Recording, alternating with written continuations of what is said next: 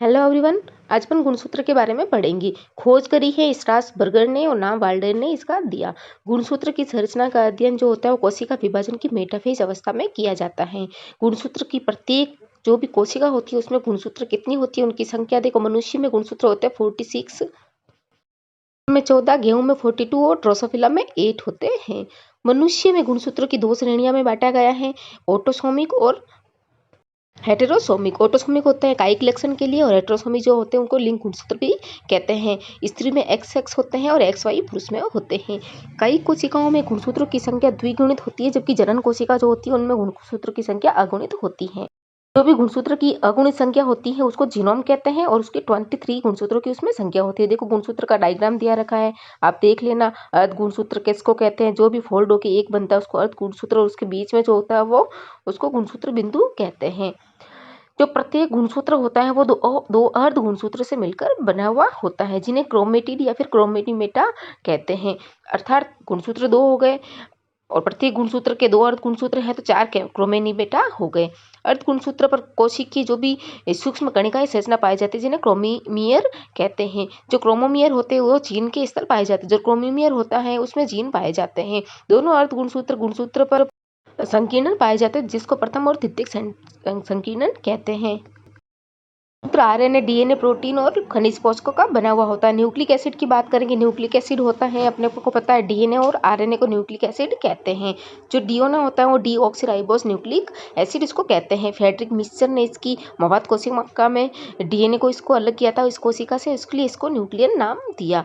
इसकी संरचना के अनुसार वॉटसन और क्रिक ने एक मॉडल दिया, इसको बी मॉडल कहते हैं, जिसमें 10 नाइट्रोजन सार की इसकी कुंडलित मॉडल होता है। देखो ये मॉडल यहाँ पे दिया गया है, आप डायग्राम देख सकते हैं। जो भी नाइट्रोजन क्षार होते हैं उनके बीच में हाइड्रोजन बंध पाए जाते हैं, और जो भी फास्फेट और न्यूक्लियोसाइड होते हैं उनके बीच में एस्टर बंध पाए जाते हैं, और जो नाइट्रोजन क्षारक होते हैं और ये फास्फेट होते हैं उसके बीच में ग्लाइकोसिडिक बंध पाया जाता है। डायग्राम में जो आपको ये दिख रही है दोनों, ये दो न्यूक्लियोटाइड्स है। जो न्यूक्लियोसाइड होते हैं वो न्यूक्लियोटाइड बनाते हैं और इनके ऊपर नाइट्रोजन क्षार लगे हुए रहते हैं। जो 24 एंगस्ट्रॉम है इसकी लंबाई इसकी डीएनए की रहती है।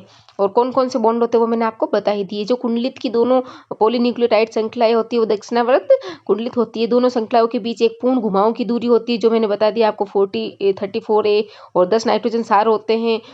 और जो प्रत्येक न्यूक्लियोटाइड होती है वो 3 घटकों से मिलकर बने हुए होती है, डी राइबोस, शर्करा और फास्फेट समूह और नाइट्रोजन क्षार। और नाइट्रोजन क्षार आपको पता है प्यूरिन और पिरिमिडिन होते हैं, एडेनिन, ग्वानिन और साइटोसिन और थाइमिन। अब देखते हैं डी राइबोस शर्करा प्लस नाइट्रोजन क्षार होता है तो न्यूक्लियोसाइड बनाते हैं, और न्यूक्लियोसाइड प्लस फास्फेट समूह बनाते हैं न्यूक्लियोटाइड। जो अपन ने बताया था ऊपर, दो न्यूक्लियोटाइड की समूह मिलकर एक डीएनए का निर्माण करते हैं। अब नेक्स्ट अपन बात करते हैं कि जो एडेनिन और थाइमिन होते हैं वो दोनों हाइड्रोजन बंध के द्वारा, और साइटोसिन और ग्वानिन जो होते हैं वो 3 हाइड्रोजन बंध के द्वारा जुड़ा हुआ रहता है। अर्थात जो एडेनिन और थाइमिन था उसके बीच में तो 2 हाइड्रोजन बंध हो गए, और साइटोसिन और ग्वानिन के बीच में 3 हाइड्रोजन बंध होते हैं। डीएनए का प्रयोगशाला में संश्लेषण कॉर्नबर्ग ने किया डीएनए था। डीएनए को सब केंद्र के अंदर डीएनए की रेप्लिकेशन की, जिससे डीएनए बना, और डीएनए के बाद ट्रांसक्रिप्शन हुआ और जिससे आरएनए बना, और आरएनए के बाद ट्रांजिशन हुआ और ट्रांजिशन से प्रोटीन बना। ये कोशिका द्रव्यमय हुआ, और जो डीएनए से आरएनए बनने का प्रोसेस होता है वो केंद्रक में ही होता है। फिर इसका रिवर्स हो जाएगा, वो रिवर्स ट्रांसक्रिप्शन हो जाएगा। ये सारा पाया गया रेट्रोवायरस के अंदर। डीएनए का डीएनए में ही डुप्लीकेशन हुआ, अर्थात रिप्रतिकरण हुआ, फिर अनुलेखन हुआ, फिर अनुवादन हुआ। डीएनए से आरएनए बनना है प्रतिकृतिकरण, और डीएनए से आरएनए अनुलेखन केंद्र के अंदर होता है। अब अपन देखते हैं कि जो डीएनए होता है ये अपने जो न्यूक्लिक एसिड होता है इसका कार्य क्या क्या होता है। अपने को पता है डीएनए जो होता है वो आनुवांशिकता का वाहक होता है, कोशिका की उपापचय क्रियाओं को नियंत्रण करता है और आरएनए का निर्माण करता है। अब आरएनए की बात करते हैं। राइबोस न्यूक्लिक शर्करा, ये राइबो न्यूक्लियोटाइड की एक मिश्रित बहुलक होती है। इसमें भी 3 घटक होते हैं, राइबोस शर्करा, फास्फेट समूह और नाइट्रोजन क्षार, प्यूरिन और पिरिमिडिन।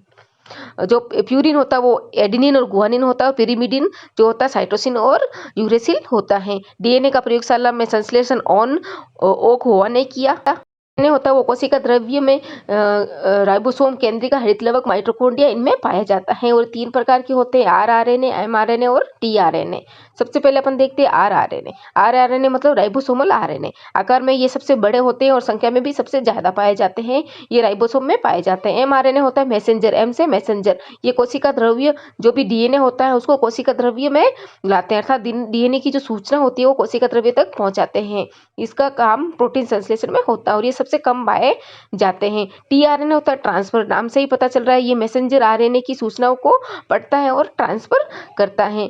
ट्रांसफर किसको करता है? राइबोसोम को। कोशिका द्रव्य से राइबोसोम को ट्रांसफर करता है। इनकी कार्य होता है राइबोसोम का निर्माण करना, आनुवंशिक सूचना का जो आधार होता है, आनुवंशिक सूचना का आधार होता है प्रोटीन, उसको बनाना, और वायरस से जो वायरस होता है उसमें आनुवंशिक पदार्थ आरएनए ही होता है, इसमें डीएनए नहीं होता।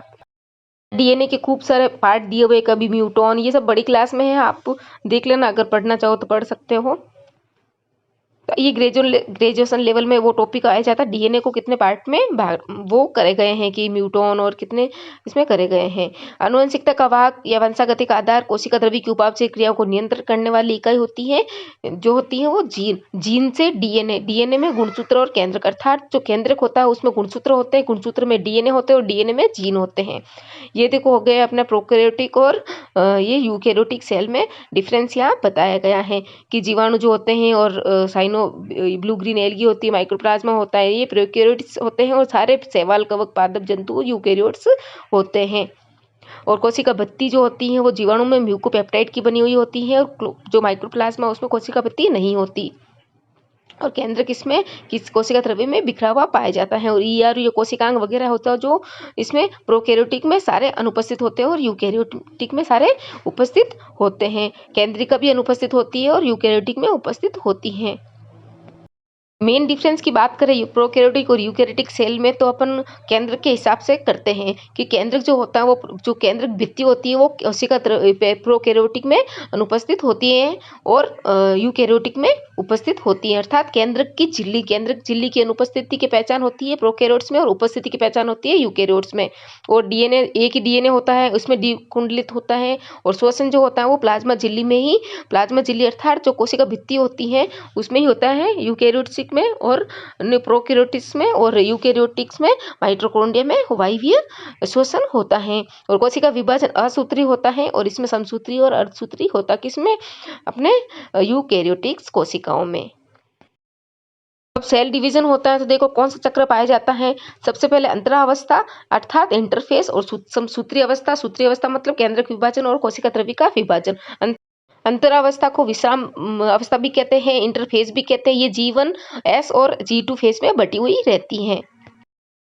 अंतरावस्था ये दो कोशिकाओं के विभाजन के समय की अवस्था होती है। विभाजन के लिए आवश्यक जो पदार्थ होता है डीएनए का संश्लेषण होता है इसमें, और कोशिका चक्र का जो अधिकांश भाग है अंतरावस्था में ही निकलता है। इसे विश्राम अवस्था भी कहते हैं। जो ये अंतरावस्था इसको 3 भागों में बांटा गया था। इसकी 3 स्टेजेस बताई गई हैं, फेज बताए गए हैं, G1 फेज, S1 फेज और G2 फेज। और कोशिका द्रव्य और केंद्रक विभाजन इनके भी आगे प्रोफेज और मेटाफेज और टीलोफेज और ये सारे बताए गए, अपन डिटेल में अभी बात करेंगे। सबसे पहली है G1 को अपन G से क्या डिनोट करते हैं? ग्रोथ। तो ग्रोथ फेज भी इसको कहते हैं। ये सबसे लंबी होती है और यहाँ पे क्या होता है, यहाँ पे जो भी हिस्टोन प्रोटीन होता है, आरएनए और डीएनए, इनका संश्लेषण होता है। और सिंथेसिस में क्या होता है, यहाँ जो भी क्रोमेटिड बनते हैं इसमें डीएनए का सिंथेसिस तो होता ही है, साथ में डीएनए का प्रतिकृतिकरण भी होता है। अर्थात जो डीएनए होता है एक होता है वो दोगुणित होकर उसकी मात्रा दोगुनी हो जाती है, किसमें? सिंथेसिस में, एस प्रावस्था में। G2 में क्या होता है, जो भी प्रोटीन वगैरह बने हैं, कोशिकांग वगैरह है, उनकी संख्या में दुगुनी मात्रा में बन जाते हैं ताकि आराम से उनका डिवीजन होकर 2 सेल बन सके। वे कोशिकाएं जो सतत विभाजन नहीं होती उसमें G1 फेज छोटी होती है, जैसे विभेदक कोशिका। वे कोशिका जो लंबे समय तक विभाजित नहीं होती वो जो होती है वो इसमें G0 प्रावस्था में प्रवेश करती है, तंत्रिका कोशिका और आरबीसी। अब इसके बाद आती है एम फेज में ही अपने सूत्री विभाजन और अर्धसूत्री और कोशिका द्रव्य विभाजन होता है। कोशिका केंद्रक विभाजन और कोशिका द्रव्य विभाजन अपन एम फेज में ही काउंट करते हैं। सूत्री विभाजन आपको पता है माइटोसिस बोलते हैं। स्ट्रॉसबर्गर ने इसका अध्ययन किया। इसमें डॉटर सेल में गुणसूत्र की संख्या मदर सेल के बराबर ही रहती है। प्रोफेज की अपन बात करेंगे, अपन केंद्रक विभाजन हो रहा है। प्रोफेज सबसे पहली अवस्था है, ये सबसे बड़ी अवस्था होती है। जो क्रोमेटिन तंतु होते हैं वो गुणसूत्र में परिवर्तित होने लगते हैं और केंद्रिका और केंद्रिक झिल्ली भी लुप्त होने लगती है, जैसे कि और तुर्कु तंतु का निर्माण होने लग जाता है, जैसे कि पीछे डायग्राम बताया गया। ये डायग्राम जो है ये मेटाफेज अवस्था का है। इसमें क्या होता है, जो गुणसूत्र होते हैं वो बीच में आ जाते हैं, मध्य में आ जाते हैं और तुर्कु तंतु का निर्माण भी पूरा हो जाता है। इसी जो बोलते हैं कि इस अवस्था में गुणसूत्र संघनित होकर छोटे छोटे और स्पष्ट दिखाई देते हैं, इसीलिए बोलते हैं मेटाफेज में गुणसूत्र को अपन स्पष्ट देख सकते हैं। ये बताया गया है क्योंकि ये मध्य में आ जाते हैं और तुर्कु तंतु की निर्माण भी दोनों साइड में हो जाता है। नेक्स्ट है कि अपन तब बोलते हैं गुणसूत्र का अध्ययन मेटाफेज अवस्था में ही होता है, क्योंकि मेटाफेज अवस्था में, प्रोफेज अवस्था में वो धीरे धीरे बनने स्टार्ट हो जाते हैं। जो गुणसूत्र होते हैं वो धीरे धीरे अपने क्रोमेटिड अवस्था में आने स्टार्ट होते हैं। अब अपन बात करेंगे कि अब एनाफेज या फिर पश्चावस्था की थर्ड जो है प्रावस्था, उसकी बात करेंगे। इसका डायग्राम आप देखो, ये सबसे छोटी प्रावस्था होती है और इसमें जो एनाफेज होता है उसमें कुछ नहीं, जो भी अर्ध गुणसूत्र बने हुए हैं ये टूटकर ध्रुवों की ओर गमन करते हैं। और टीलोफेज में क्या होता है, टीलोफेज में जो होता है वो प्रोपेज की अपोजिट प्रावस्था इसको कही गई है। और इसमें जो खांच आना है, धीरे धीरे अपने अपने जो गुणसूत्र है एक दूसरे से तर्कुतंतु की तरफ खींचते रहते हैं और दो कोशिकाओं का निर्माण हो जाता है। अर्ध गुणसूत्र ध्रुवों पर पहुंचकर क्रोमेटिन तंतु में परिवर्तित हो जाते हैं और केंद्रिका झिल्ली भी वापस स्टार्ट हो जाती है और कोशिका द्रव्य भी दो भागों में विभाजित हो जाता है, उससे डॉटर सेल बनती है। और जो भी गुणसूत्र होता है वो जनक कोशिका अर्थात मदर सेल के बराबर ही इनके गुणसूत्र की संख्या रहती है, क्योंकि ये समसूत्री विभाजन है।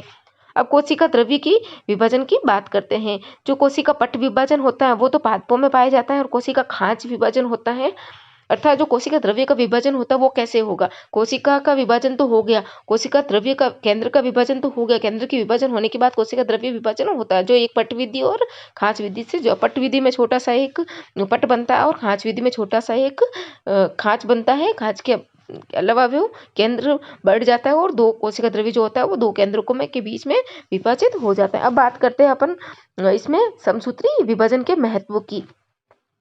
वृद्धि करने के लिए आवश्यक होता है, घाव भरने के लिए आवश्यकता, और जो भी क्षतिग्रस्त और पुरानी सेल्स होती हैं उसके प्रतिस्थापन के लिए आवश्यक होता है।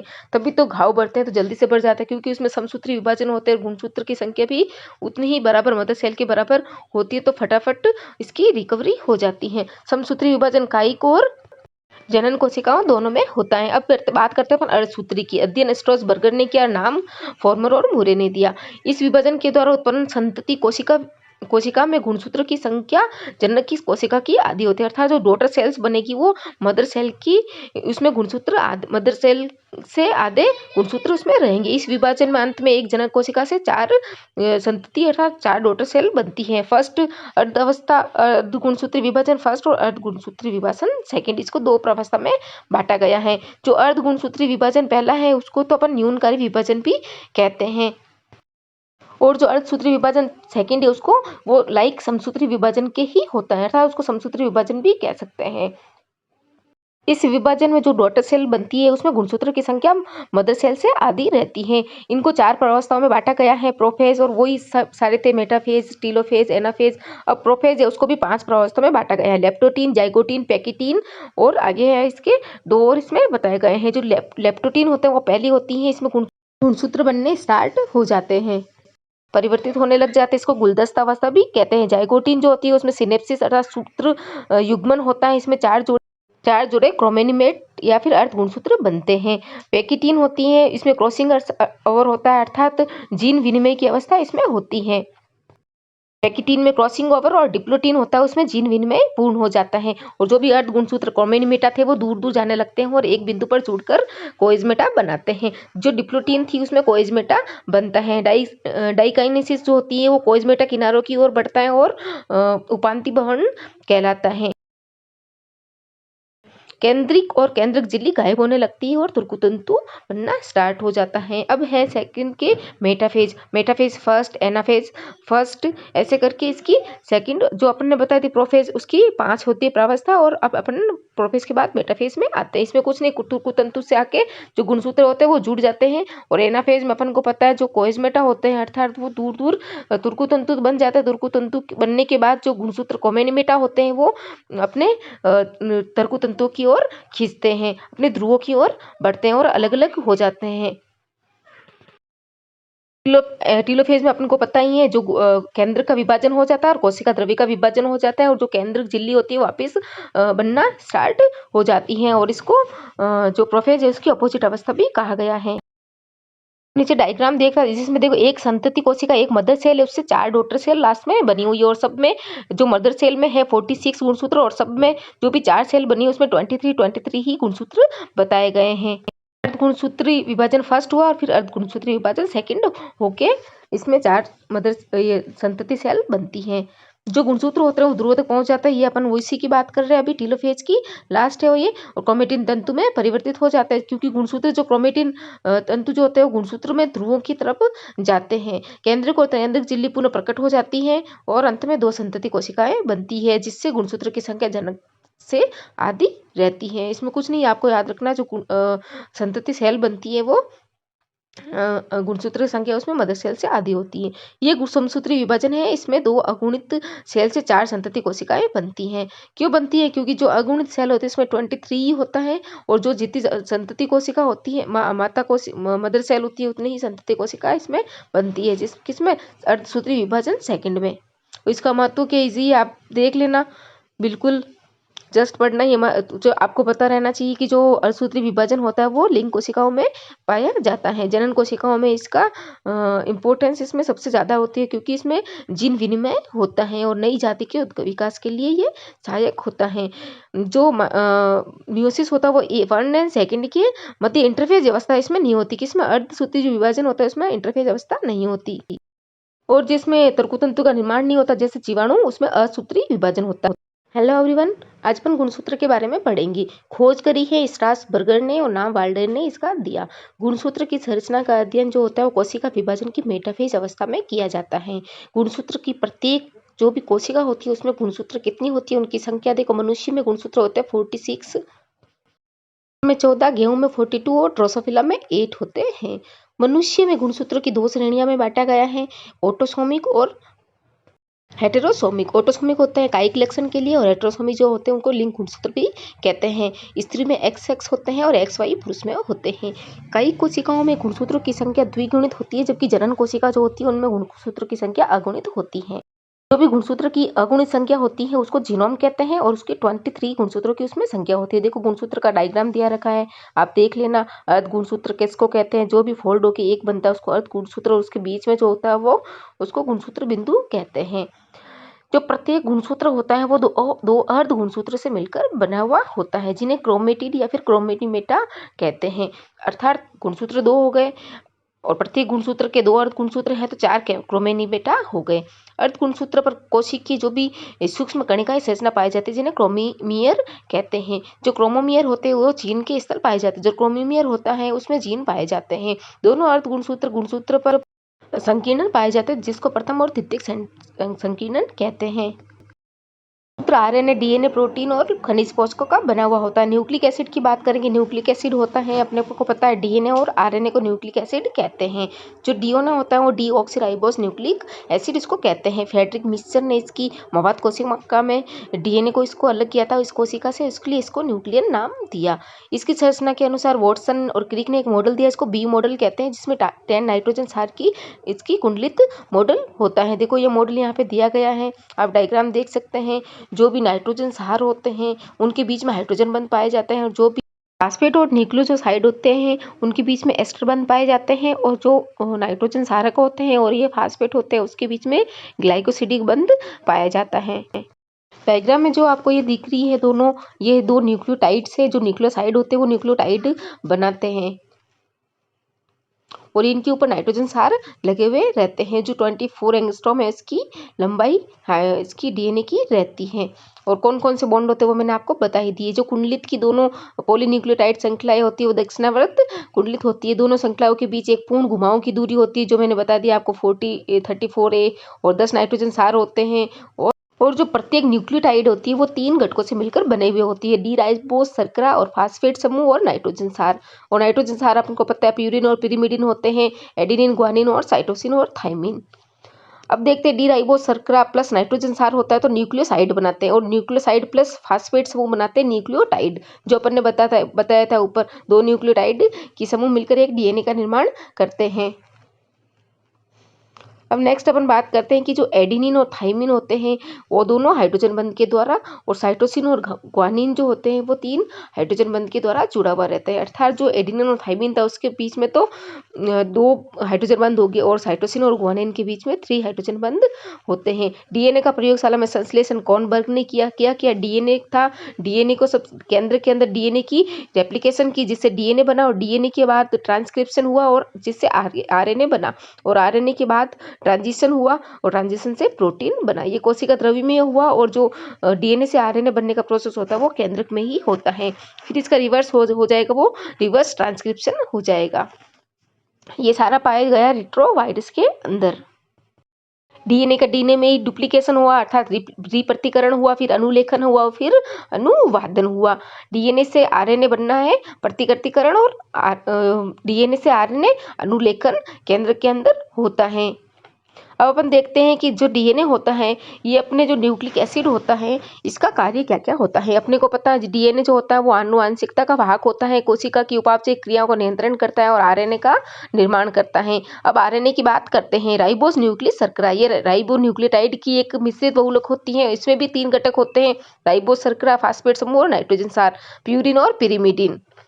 जो प्यूरिन होता है वो एडेनिन और गुआनिन होता है, और पिरिमिडिन जो होता है साइटोसिन और यूरेसिल होता है। डीएनए का प्रयोगशाला में संश्लेषण ओक हुआ ने किया। डीएनए होता है वो कोशिका द्रव्य में राइबोसोम, केंद्रिका, हरितलवक, माइटोकॉन्ड्रिया इनमें पाया जाता है, और 3 प्रकार के होते हैं, आरआरएनए, एमआरएनए और टीआरएनए। सबसे पहले अपन देखते हैं आरआरएनए। आरआरएनए मतलब राइबोसोमल आरएनए। आकार में ये सबसे बड़े होते हैं और संख्या में भी सबसे ज्यादा पाए जाते हैं, ये राइबोसोम में पाए जाते हैं। एमआरएनए होता है मैसेंजर, एम से मैसेंजर, ये कोशिका द्रव्य जो भी डीएनए होता है उसको कोशिका द्रव्य में लाते हैं, अर्थात डीएनए की जो सूचना होती है वो कोशिका द्रव्य तक पहुंचाते हैं। इसका काम प्रोटीन संश्लेषण में होता है, और ये सबसे कम पाए जाते हैं। टीआरएनए होता है ट्रांसफर, नाम से ही पता चल रहा है ये मैसेंजर आरएनए की सूचनाओं को पढ़ता है और ट्रांसफर करता है। ट्रांसफर किसको करता है? राइबोसोम को, कोशिका द्रव्य से राइबोसोम को ट्रांसफर करता है। इनकी कार्य होता है राइबोसोम का निर्माण करना, आनुवंशिक सूचना का जो आधार होता है, आनुवंशिक सूचना का आधार होता है प्रोटीन, उसको बनाना, और वायरस से जो वायरस होता है उसमें आनुवंशिक पदार्थ आरएनए ही होता है, इसमें डीएनए नहीं होता। डीएनए के खूब सारे पार्ट दिए हुए, कभी म्यूटॉन, ये सब बड़ी क्लास में है, आप देख लेना, अगर पढ़ना चाहो तो पढ़ सकते हो। ये ग्रेजुएशन लेवल में वो टॉपिक आया जाता है, डीएनए को कितने पार्ट में वो करे गए हैं कि म्यूटॉन और कितने इसमें करे गए हैं। आनुवंशिकता का वाहक या वंशागतिक आधार कोशिका द्रव्य की उपापचयी क्रियाओं को नियंत्रण करने वाली इकाई होती है, जो होती है वो जीन से डीएनए में गुणसूत्र और केंद्रक, अर्थात जो केंद्रक होता है उसमें गुणसूत्र होते हैं, गुणसूत्र में डीएनए होते हैं और डीएनए में जीन होते हैं। ये देखो हो गए अपना प्रोकैरियोटिक और ये यूकैरियोटिक सेल में डिफरेंस यहाँ बताया गया है कि जीवाणु जो होते हैं और साइनो ब्लू ग्रीन एल्गी होती है, माइक्रोप्लाज्मा होता है, ये प्रोकैरियोट्स होते हैं, और सारे शैवाल, कवक, पादप जंतु यूकैरियोट्स होते हैं। और कोशिका बत्ती जो होती है वो जीवाणु में म्यूकोपेप्टाइड की बनी हुई होती है, और जो माइक्रोप्लाज्मा उसमें कोशिका बत्ती नहीं होती, और केंद्र किसमें किस कोशिका द्रव्य में बिखरा हुआ पाया जाता है। और ईआर ये कोशिकांग वगैरह होता है जो इसमें प्रोकैरियोटिक में सारे अनुपस्थित होते हैं और यूकैरियोटिक में सारे उपस्थित होते हैं। केंद्रिका भी अनुपस्थित होती है और यूकैरियोटिक में उपस्थित होती है। मेन डिफरेंस की बात करें प्रोकैरियोटिक और यूकैरियोटिक सेल में, तो अपन केंद्र के हिसाब से करते हैं कि केंद्र जो होता है वो जो केंद्र भित्ति होती है वो कोशिका प्रोकैरियोटिक में अनुपस्थित होती है और यूकैरियोटिक में उपस्थित होती है। अर्थात केंद्र की झिल्ली की अनुपस्थिति की पहचान होती है प्रोकैरियोट्स में, और उपस्थिति की पहचान होती है यूकैरियोट्स में। और डीएनए एक ही डीएनए होता है, उसमें द्विकुंडलित होता है, और श्वसन जो होता है वो प्लाज्मा झिल्ली में ही, प्लाज्मा झिल्ली अर्थात जो कोशिका भित्ति होती है उसमें ही होता है, यूकैरियोट्स में और प्रोकैरियोटिक्स में, और यूकैरियोटिक्स में माइटोकॉन्ड्रिया में वायवीय श्वसन होता है। और कोशिका विभाजन असूत्री होता है, और इसमें समसूत्री और अर्धसूत्री होता है, किसमें? अपने यूकैरियोटिक्स कोशिकाओं में। अब सेल डिवीजन होता है तो देखो कौन सा चक्र पाया जाता है। सबसे पहले अंतरावस्था अर्थात इंटरफेस, और समसूत्री अवस्था मतलब केंद्रक विभाजन और कोशिका द्रव्य का विभाजन। अंतरावस्था को विश्राम अवस्था भी कहते हैं, इंटरफेस भी कहते हैं। ये G1, S और G2 फेज में बटी हुई रहती हैं। अंतरावस्था ये दो कोशिकाओं के विभाजन के समय की अवस्था होती है। विभाजन के लिए आवश्यक जो पदार्थ होता है, डीएनए का संश्लेषण होता है इसमें, और कोशिका चक्र का जो अधिकांश भाग है वो अंतरावस्था में ही निकलता है। इसे विश्राम अवस्था भी कहते हैं। जो ये अंतरावस्था, इसको 3 भागों में बाँटा गया था। इसकी 3 स्टेजेस बताई गई हैं, फेज़ बताए गए हैं, G1 फेज़, S1 फेज़ और G2 फेज़। और कोशिका द्रव्य और केंद्रक विभाजन, इनके भी आगे प्रोफेज़ और मेटाफेज़ और टीलोफेज़ और ये सारे बताए गए। अपन डिटेल में अभी बात करेंगे। सबसे पहली है G1। G1 को अपन G से क्या डिनोट करते हैं? ग्रोथ। तो ग्रोथ फेज़ भी इसको कहते हैं। ये सबसे लंबी होती है और यहाँ पे क्या होता है? यहाँ पे जो भी हिस्टोन प्रोटीन होता है, आरएनए और डीएनए, इनका संश्लेषण होता है। और सिंथेसिस में क्या होता है? यहाँ जो भी क्रोमेटिड बनते हैं, इसमें डीएनए का सिंथेसिस तो होता ही है, साथ में डीएनए का प्रतिकृतिकरण भी होता है। अर्थात जो डीएनए होता है एक होता है, वो दोगुणित होकर उसकी मात्रा दोगुनी हो जाती है। किसमें? सिंथेसिस में, एस प्रावस्था में। G2 में क्या होता है? जो भी प्रोटीन वगैरह बने हैं, कोशिकांग वगैरह है, उनकी संख्या में दुगुनी मात्रा में बन जाते हैं, ताकि आराम से उनका डिवीजन होकर 2 सेल बन सके। वे कोशिकाएं जो सतत विभाजन नहीं होती, उसमें जीवन फेज छोटी होती है, जैसे विभेदक कोशिका। वे कोशिका जो लंबे समय तक विभाजित नहीं होती, वो जो होती है वो इसमें G0 प्रावस्था में प्रवेश करती है, तंत्रिका कोशिका और आरबीसी। अब इसके बाद आती है एम फेज। एम फेज में ही अपने सूत्री विभाजन और अर्धसूत्री और कोशिका और कोशिका द्रव्य विभाजन होता है। कोशिका केंद्रक विभाजन और कोशिका द्रव्य विभाजन अपन एम फेज में ही काउंट करते हैं। सूत्री विभाजन आपको पता है, माइटोसिस बोलते हैं। स्ट्रॉसबर्गर ने इसका अध्ययन किया। इसमें डॉटर सेल में गुणसूत्र की संख्या मदर सेल के बराबर ही रहती है। प्रोफेज की अपन बात करेंगे। अपन केंद्रक विभाजन हो रहा है, प्रोफेज सबसे पहली अवस्था है। ये सबसे बड़ी अवस्था होती है। जो क्रोमेटिन तंतु होते हैं वो गुणसूत्र में परिवर्तित होने लगते हैं और केंद्रिका और केंद्रिक झिल्ली भी लुप्त होने लगती है, जैसे कि और तुरकु तंतु का निर्माण होने लग जाता है, जैसे कि पीछे डायग्राम बताया गया। ये डायग्राम जो है ये मेटाफेज अवस्था का है। इसमें क्या होता है? जो गुणसूत्र होते हैं वो बीच में आ जाते हैं, मध्य में आ जाते हैं और तुरकु तंतु का निर्माण भी पूरा हो जाता है। इसी जो बोलते हैं कि इस अवस्था में गुणसूत्र संघनित होकर छोटे छोटे और स्पष्ट दिखाई देते हैं, इसीलिए बोलते हैं मेटाफेज में गुणसूत्र को अपन स्पष्ट देख सकते हैं। ये बताया गया है क्योंकि ये मध्य में आ जाते हैं और तुरकु तंतु की निर्माण भी दोनों साइड में हो जाता है। नेक्स्ट है कि अपन तब बोलते हैं गुणसूत्र का अध्ययन मेटाफेज अवस्था में ही होता है, क्योंकि मेटाफेज अवस्था में, प्रोफेज अवस्था में वो धीरे धीरे बनने स्टार्ट हो जाते हैं। जो गुणसूत्र होते हैं वो धीरे धीरे अपने क्रोमेटिड अवस्था में आने स्टार्ट होते हैं। अब अपन बात करेंगे कि अब एनाफेज या फिर पश्चावस्था की थर्ड जो है प्रावस्था, उसकी बात करेंगे। इसका डायग्राम आप देखो, ये सबसे छोटी प्रावस्था होती है और इसमें जो एनाफेज होता है उसमें कुछ नहीं, जो भी अर्ध गुणसूत्र बने हुए हैं ये टूटकर ध्रुव की ओर गमन करते हैं। और टीलोफेज में क्या होता है? टीलोफेज में जो होता है वो प्रोफेज की अपोजिट प्रावस्था इसको कही गई है और इसमें जो खांच आना है, धीरे धीरे अपने अपने जो गुणसूत्र हैं एक दूसरे से तुरकु तंतु की तरफ खींचते रहते हैं और 2 कोशिकाओं का निर्माण हो जाता है। अर्ध गुणसूत्र ध्रुवों पर पहुंचकर क्रोमेटिन तंतु में परिवर्तित हो जाते हैं और केंद्रिका झिल्ली भी वापस स्टार्ट हो जाती है और कोशिका द्रव्य भी 2 भागों में विभाजित हो जाता है, उससे डॉटर सेल बनती है। और जो भी गुणसूत्र होता है वो जनक कोशिका अर्थात मदर सेल के बराबर ही इनके गुणसूत्र की संख्या रहती है, क्योंकि ये समसूत्री विभाजन है। अब कोशिका द्रव्य की विभाजन की बात करते हैं। जो कोशिका पट विभाजन होता है वो तो पादपों में पाया जाता है और कोशिका खांच विभाजन होता है, अर्थात जो कोशिका द्रव्य का विभाजन होता है वो कैसे होगा? कोशिका का विभाजन तो हो गया, कोशिका द्रव्य का केंद्र का विभाजन तो हो गया, केंद्र के विभाजन होने के बाद कोशिका द्रव्य विभाजन होता है, जो एक पट विधि और खांच विधि से, जो पट विधि में छोटा सा एक पट बनता है और खांच विधि में छोटा सा एक खांच बनता है। खांच के अलावा वो केंद्र बढ़ जाता है और 2 कोशिका द्रव्य जो होता है वो 2 केंद्रकों में के बीच में विभाजित हो जाता है। अब बात करते हैं अपन इसमें समसूत्री विभाजन के महत्व की। वृद्धि करने के लिए आवश्यक होता है, घाव भरने के लिए आवश्यकता, और जो भी क्षतिग्रस्त और पुरानी सेल्स होती हैं उसके प्रतिस्थापन के लिए आवश्यक होता है।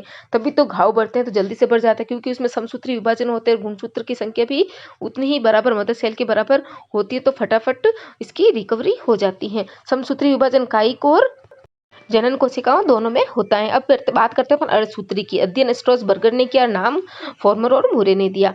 इस विभाजन के द्वारा उत्पन्न संतति कोशिका में गुणसूत्र की संख्या जनक की कोशिका की आधी होती है, अर्थात जो डॉटर सेल्स बनेगी वो मदर सेल की, उसमें गुणसूत्र मदर सेल से आधे गुणसूत्र उसमें रहेंगे। इस विभाजन में अंत में एक जनक कोशिका से 4 संतति अर्थात 4 डॉटर सेल बनती है। फर्स्ट अर्ध गुणसूत्री विभाजन फर्स्ट और अर्ध गुणसूत्री विभाजन सेकंड, इसको 2 प्रावस्था में बांटा गया है। जो अर्ध गुणसूत्री विभाजन पहला है उसको तो अपन न्यूनकारी विभाजन भी कहते हैं। और जो अर्धसूत्री विभाजन सेकंड है उसको वो लाइक समसूत्री विभाजन के ही होता है, अर्थात उसको समसूत्री विभाजन भी कह सकते हैं। इस विभाजन में जो डॉटर सेल बनती है उसमें गुणसूत्र की संख्या मदर सेल से आधी रहती है। इनको 4 प्रावस्थाओं में बांटा गया है, प्रोफेज, और वही सब सारे थे, मेटाफेज, टीलोफेज, एनाफेज। अब प्रोफेज है उसको भी 5 प्रावस्थाओं में बांटा गया है, लेप्टोटीन, जाइगोटीन, पैकिटीन, और आगे है इसके 2 और इसमें बताए गए हैं। जो लेप्टोटीन होते हैं वो पहली होती है, इसमें गुणसूत्र बनने स्टार्ट हो जाते हैं, परिवर्तित होने लग जाते हैं, इसको गुलदस्ता अवस्था भी कहते हैं। जाइगोटीन जो होती है उसमें सिनेप्सिस अर्थात सूत्र युग्मन होता है, इसमें 4 जोड़े क्रोमेनिमेट या फिर अर्ध गुणसूत्र बनते हैं। पैकिटीन होती है, इसमें क्रॉसिंग ओवर होता है, अर्थात जीन विनिमय की अवस्था इसमें होती है। पैकिटीन में क्रॉसिंग ओवर और डिप्लोटीन होता है, उसमें जीन विनिमय पूर्ण हो जाता है, और जो भी अर्ध गुणसूत्र क्रोमेनिमेटा थे वो दूर दूर जाने लगते हैं और एक बिंदु पर जुड़कर कोइजमेटा बनाते हैं। जो डिप्लोटीन थी उसमें कोइजमेटा बनता है। डाइकाइनेसिस जो होती है वो कोइजमेटा किनारों की ओर बढ़ता है और उपांति भवन कहलाता है। केंद्रिक और केंद्रक झिल्ली गायब होने लगती है और तुर्कुतंतु बनना स्टार्ट हो जाता है। अब है सेकंड के मेटाफेज फर्स्ट, एनाफेज फर्स्ट, ऐसे करके इसकी सेकंड जो अपन ने बताई थी प्रोफेज, उसकी 5 होती है प्रावस्था, और अब अपन प्रोफेज के बाद मेटाफेज में आते हैं। इसमें कुछ नहीं, तुर्कुतंतु से आके जो गुणसूत्र होते हैं वो जुड़ जाते हैं, और एनाफेज में अपन को पता है जो कोइजमेटा होते हैं अर्थात वो दूर दूर तुर्कुतंतु बन जाते हैं। तुर्कुतंतु बनने के बाद जो गुणसूत्र कोमेनिमेटा होते हैं वो अपने तर्कुतंतु की ओर खींचते हैं, अपने ध्रुवों की ओर बढ़ते हैं और अलग अलग हो जाते हैं। टीलोफेज में अपन को पता ही है जो केंद्र का विभाजन हो जाता है और कोशिका द्रव्य का विभाजन हो जाता है, और जो केंद्रक झिल्ली होती है वापस बनना स्टार्ट हो जाती है, और इसको जो प्रोफेज है उसकी अपोजिट अवस्था भी कहा गया है। नीचे डायग्राम देख रहा है जिसमें देखो एक संतति कोशिका, एक मदर सेल है, उससे 4 डॉटर सेल लास्ट में बनी हुई है, और सब में जो मदर सेल में है 46 गुणसूत्र, और सब में जो भी 4 सेल बनी है उसमें 23 ही गुणसूत्र बताए गए हैं। अर्ध गुणसूत्री विभाजन फर्स्ट हुआ और फिर अर्ध गुणसूत्री विभाजन सेकंड होके इसमें 4 ये संतति सेल बनती हैं। जो गुणसूत्र होते हैं वो ध्रुव तक पहुंच जाता है, ये अपन वो इसी की बात कर रहे हैं अभी, टीलोफेज की लास्ट है वो ये, और क्रोमेटिन तंतु में परिवर्तित हो जाता है, क्योंकि गुणसूत्र जो क्रोमेटिन तंतु जो होते हैं वो गुणसूत्र में ध्रुवों की तरफ जाते हैं। केंद्रक और केंद्रक झिल्ली पुनः प्रकट हो जाती है, और अंत में 2 संतति कोशिकाएं बनती है, जिससे गुणसूत्र की संख्या जनक से आधी रहती है। इसमें कुछ नहीं, आपको याद रखना जो संतति सेल बनती है वो गुणसूत्र संख्या उसमें मदर सेल से आधी होती है। ये समसूत्री विभाजन है, इसमें 2 अगुणित सेल से 4 संतति कोशिकाएं बनती हैं। क्यों बनती है? क्योंकि जो अगुणित सेल होते हैं इसमें 23 होता है, और जो जितनी संतति कोशिका होती है मदर सेल होती है उतनी ही संतति कोशिका इसमें बनती है, किसमें अर्धसूत्री विभाजन सेकंड में। इसका महत्व क्या इजी आप देख लेना, बिल्कुल जस्ट पढ़ना ही जो आपको पता रहना चाहिए कि जो अर्धसूत्री विभाजन होता है वो लिंग कोशिकाओं में पाया जाता है। जनन कोशिकाओं में इसका इम्पोर्टेंस इसमें सबसे ज़्यादा होती है, क्योंकि इसमें जीन विनिमय होता है और नई जाति के विकास के लिए ये सहायक होता है। जो मियोसिस होता है वो 1 एंड सेकंड के मध्य इंटरफेज अवस्था इसमें नहीं होती, कि इसमें अर्धसूत्री जो विभाजन होता है उसमें इंटरफेज अवस्था नहीं होती, और जिसमें तर्कुतंतु का निर्माण नहीं होता जैसे जीवाणु, उसमें असूत्री विभाजन होता है।